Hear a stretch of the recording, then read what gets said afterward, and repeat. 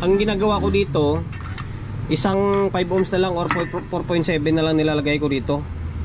Ayan, tanggalin na lang natin yan, palitan natin. Tapos ayusin natin dito, isa bias oh. Phoenix nila pero tatlong resistor ang nilagay. Okay, baguhin natin. Singit.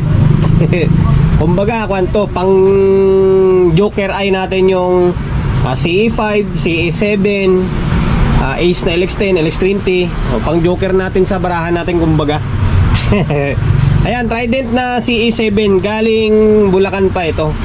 Ito, shoutout and then maraming salamat Migo sa pagkakatiwala mo ng unit mo rito sa akin. Kababayan ko, taga Miagaw. Pinagawa na daw sa iba. Ito, binuksan ko na agad para mas mabilis ang video natin. Pinagawa na daw sa iba ito na technician doon, kaso hindi daw nila madali, hindi daw nila madali-dali. Kaya kung titingnan nyo, ayan o, ang dami ng pinalitan, hindi nadali, walang bias. Nagsukat ako dito, mayroon pero gaguhit lang. Dito naman parang okay naman yung bias dito. Ayan, bali nang gagawin na lang natin is ito, ayusin natin yung mga pinanglalagay nila na parts. Medyo pagandahin naman natin na konti. Okay, ayan, ito yung mission natin for today's video. Sana 40 for today's for today's video na sana mapatino natin ito. Okay, kasi SMD ito, kaya although hindi na bago sa akin to, lagi naman tayo gumagawa ng ganito eh. Ayun, bali diretso na tayo. Baklasin ko na agad dito. Hindi na tayo tawag nito, hindi na tayo magsukat-sukat muna. Diretso baklasan tayo ng channel 2. Bali eto na, minaklas ko na yung channel 2. And then ito, siguro na-open yung mga SMD na resistor na 10 ohms. Nakaparallel kasi 10 ohms yan. Ang labasan niya is 5 ohms. Ang ginagawa ko dito, isang 5 ohms na lang or 4.7 na lang nilalagay ko dito. Ayan, tanggalin na lang natin yan, palitan natin. Tapos ayusin natin dito, isa bias oh.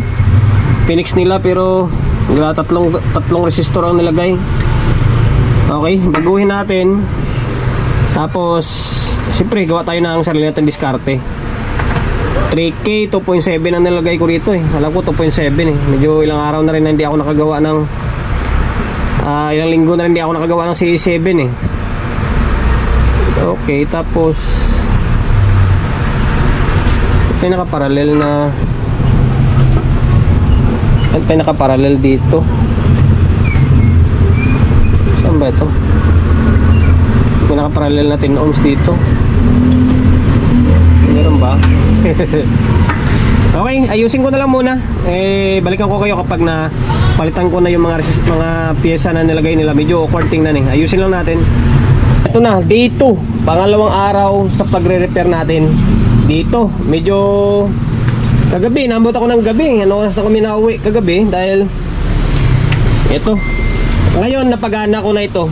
Bali, ituturo ko na lang sa inyo kung ano yung mga parts na pinampapalitan ko. Okay? And then, Phoenix bias ko na ito. Phoenix bias ko na.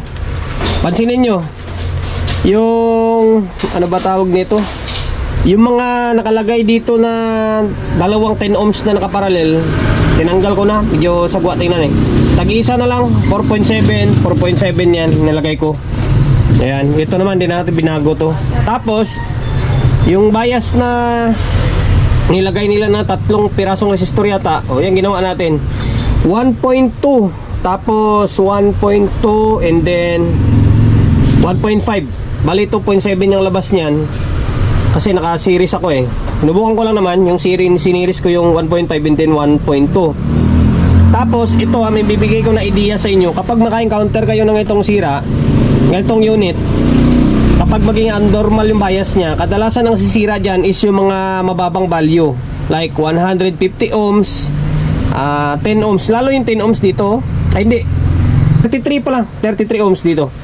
Ang may bibigay ko pa na idea, yung SMD na parts, pag hindi nyo kabisado, kunin mo lang yung value, tapos i-search mo kay Paring Gagel. I-search mo kay Paring Gagel, lalabas yan, yung value ng SMD. Ayan. Kahit ako, medyo hirap din ako sa SMD value eh. Ayan, kay Paring Gagel lang. Okay, pinalitan natin dito, 33 ohms to dito. Tapos dito yung 100k, ay hindi, 10k pala, nag-change, iba na yung value dito eh. Tapos ito kadalasan, yung nandito 150 ohms to, dalawang 150 ohms, kapares yan is dito.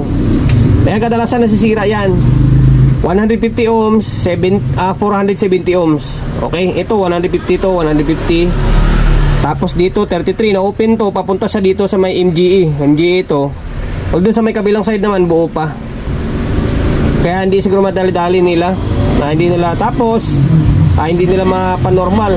Tapos nung nakuha ko na yung sira dito lahat, dito ang layo na napuntahan. Merong nasira rito, dito. Ang value naman dito is 2L. 2L to dito. Na SMD na transistor. Ang 2L, ang value niyan is 5401. Yung G1 is 5551. Nulit ko 2L 5401. Yung G1 is 5551. Okay? Kaso meron akong pamalit eh. Meron akong SMD na 2L and then G1. Kaya ngayon, napalitan ko lang siya ng same na SMD. Okay? Ayan lang pinalitan natin. Ngayon, naka-fix bias na yan 1.5 and then 1.2. 1.5 and then 1.2. Ay ako tinanggal ito kasi minsan kapag hindi mo kabisa or medyo hirap ka na i-troubleshoot kapag buo sa may kabilang side, pwede nyo tanggalin tapos iambing nyo lang yung tulad niyan sa resistance para malaman mo kung saan yung parts na may problema. Okay, ngayon pakita ko sa inyo yung bias nito. Okay, ito na. Naka-plug in na yun doon naka-plug in, naka-valve na ako. Magsukat tayo. Yan, mandar yung fan. Wala tayong makitang indicator. Yung nakasalpak lang dito is voltahe lang ng mataas. Mga maliliit, wala pa. Kaya wala kayong marinig na relay rito. And then take note guys, kailangan walang ilaw dito. Walang ilaw kasi clip yan. Kapag may ilaw yan, kahit konti lang, abnormal yung bias niyan or wala kang masukat na bias. Dito baliktad. Kita nyo, gumalaw na yung tester ko. Ayan kita ba? Nasa 0.26. Babaan lang natin ng konti yung bias niya kasi mainit to, lalo manipis yung heatsink. Hindi makita eh. Ito natin lagay sa kabila.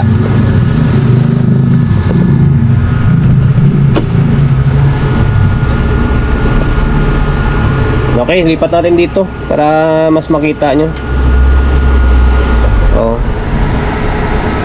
Halos mga magpo 0.26. Wala kasi sa usapan namin ni Miko dito na mag-add tayo ng power transistor o repair lang kasi ito eh. Kaya binabaan na lang natin yung bias niya na konti. Although normal na yan, 0.26. Nasa 0.26. Normal na, di ba? Pwede na ilaban to. Basta inulit natin. 150 ohms nandito, 150, dalawang 150. 10k dito pinalitan ko kasi nag-iba na yung kanya resistance niya eh. Tapos dito 33 ohms. Ayun lang. Tapos yung fixed bias. Kung gusto niyo taasan yan, kung gusto niyo itaas dito hanggang mga 0.4, ibagsak nyo ng 3k kasi 3k nakalagay dyan sa may board eh. Kaso pag iangat mo yan, tataas din siya, halos magpo 0.5 na, medyo mainit. Okay, balik natin to. Binalik ko na yung board. Okay, nakabalik na to, nakabalik na siya. And then naglagay na tayo ng speaker para mabilis yung video natin. Ito, nakalagay na yung speaker. Tapos may nakalagay na audio input. Ito yung audio source natin, cellphone natin na isa.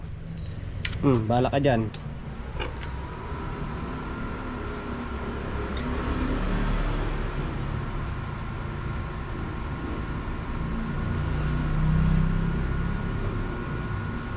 Tanggal yung isa. Hindi pantay yung kanya, delay nya. Although okay lang naman, delay lang naman ng protect yan eh. Nauna yung kabila konti. Lagi sa may kabilang side. Okay na, naka normal mode na siya. Naka normal na. Tapos okay, naka play na yan. Ito, isang channel. Channel 1, channel 2. Ito yung ni-repair natin ng todo ha. Ito yung ni-repair natin ng todo. Oo.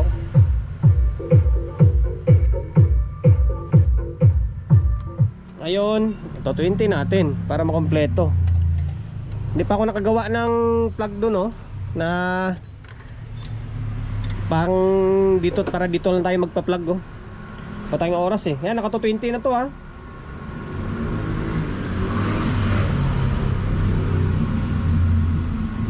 Medyo delay lang yung protect ng isa. Okay. Ayun. Dalawang channel na ha.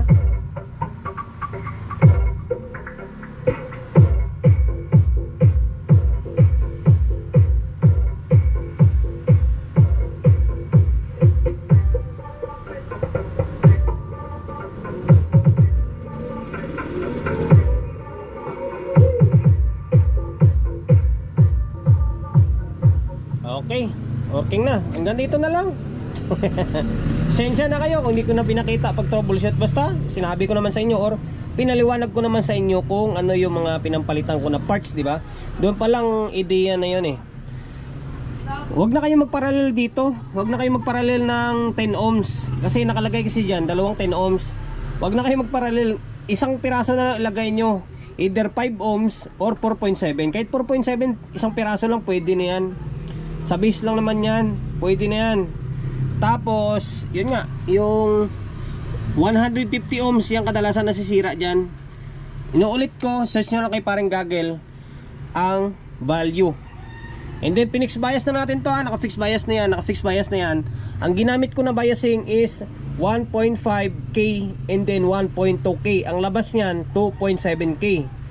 Kung may 2.7 kayong narekta, pwede naman yun. Rektang 2.7 nilagay nyo. Akin kasi nag-experiment lang ako. Sinubukan ko lang yung dalawang 1.2, isang 1.2, isang 1.5 para magiging 2.7 siya. And then kung sa tingin nyo mababa yung bias, sabihin natin nasa 0.26 lang, mababa siya na konti, gusto nyo yung iangat, pwede yun. O sagad nyo ng 3K. Tumataas yung value, tumataas yung bias. Meron kasing design na bumababa yung value, bumababa yung bias. Tumataas yung value, tumataas din yung bias. Okay, pwede nyan. Kung nakalagay dyan 3K, o sagad nyo ng 3K, tataas yan. Kaso lang, akin kasi stick na ako sa ganyang bias lang. Kasi tulad dito, medyo manipis yung heatsink dito. Medyo mabilis uminit. Wala sa usapan naman yung buo namin ni Migo to na mag-add ng kung ano-ano dito eh. Basta repair lang. Okay, sana nakapagbigay idea tayo sa mga kapwa natin technician na medyo bago-baguhan pa lang. Take note, medyo bago-baguhan lang ha, kung paano mag-repair ng itong klaseng unit. And then, motion, bago tayo magtapos, siyempre, shop natin, BG Electronics Repair Shop. 61 Don Julio Gregorio Street sa Uyo Road sa Uyo, Quezon City. Social media pages natin, kung hindi pa nakapag-follow, paki-follow, and then siyempre paki-share ng video natin sa my Facebook, YouTube channel. Sa mga hindi pa nakapag-subscribe, pag-subscribe, like, share, and then siyempre paki-hit ng bell button sa gilid para updated ka sa mga susunod na video na i-upload ko. Ingat, God bless, and then peace atin lahat.